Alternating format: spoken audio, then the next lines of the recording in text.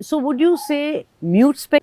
Finally, what could a normalization roadmap in Manipur look like? What is the way forward? And what are the key issues which need to be addressed? The first thing is the state must come in. The rate of the state must work. We are not a banana republic, but you have reduced Indian state, the fifth largest economy, fourth, the strongest military in the world, into a banana republic in the state of Manipur by the government of India. If the government of India decided we will not be a banana republic, they would have done what is ought to be done, assert its authority and ensure that the state runs according to the constitution and people gets the protection under the constitution, their lives and property. That the government of India has failed. If you think that state government has failed, you should have taken the right actions. What is available in your constitutions. You did not do that because you propped up, because you yourself is implicated. So it's not Biren alone. They should take full responsibility for the innocent lives that have been lost. Their hands are, with the bloods of innocent people. So what is the roadmap? What is the way forward? Disarm. Make it sure that this is controlled. Because otherwise nothing can be done. Then only once you control, rein in these forces and violence, then sensible voice will have a scope to speak up, to talk. And next is, do not brush aside. There are critical issues that the state have confronted. This must be addressed. Legitimately, judiciously, it must be addressed. Cases like deforestation. It has serious implication for the environmental issues, the flood in the valley, the erosion of soil, landslides, everything is affected.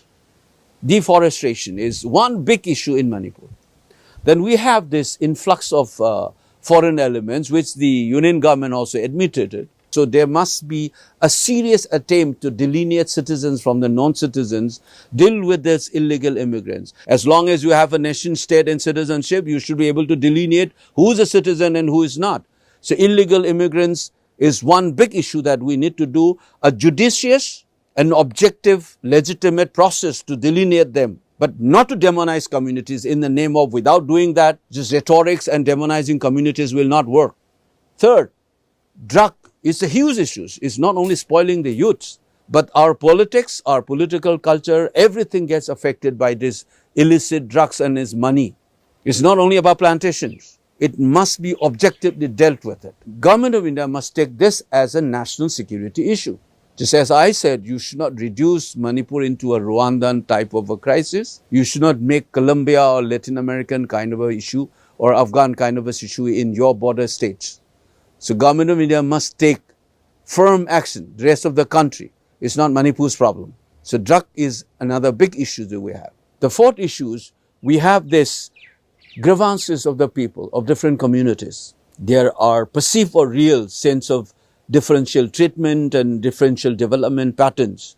It must be objectively assessed, not succumbing to or giving into communal arguments, because there are enough data which indicates that many of these arguments are based on falsehood, just to incite communal identity politics, nothing else. But you must address this issue. For one, I know minor tribes suffers, but some tribes usurp all these advantages and access to the corridors of power, disproportionate to their population. I don't want to name it. In the name of scheduled tribe, you cannot articulate a position like that, and then you have to objectively assess what is the status of various communities, including Meiteis. That simply being a Meitei doesn't mean that they have the advantage. So this needs to be done. An objective assessment should be instituted. These are four key issues as I see it. The fifth one is a long-standing issue we have. We have an armed conflict situations. We don't want to recognize it. We have been treating it as a law and order problem. There are political armed groups that must be addressed politically. Don't reduce into a simple law and order or normal criminal. You cannot do that. And you must, in the process, when you do this next step forward, you must delineate our village volunteers. These are civilians who are forced to defend themselves because the state has absorbed its office responsibility. But we also have different from these two groups, political armed groups and the village volunteer. There are miscreants and criminals propped up by political parties and others. You've seen during my election, They are not defending Manipur, they are not defending Kun or village or civilians. They are acting according to the instruction of their political bosses. You can see them in their words and deeds. These people, along with those Sioux group who have been running, wild, breaking all the ground rules and others, they must be taken care of by the state. And last but not the least, this is the initiate part. You must immediately start doing concrete steps to deal with those people in the relief camp, those people who have lost near and dear ones, their properties. Government of India must immediately do concrete steps to rehabilitate them, to deal with their present crisis. This is a 6. 7, the economy of the state has been completely destroyed.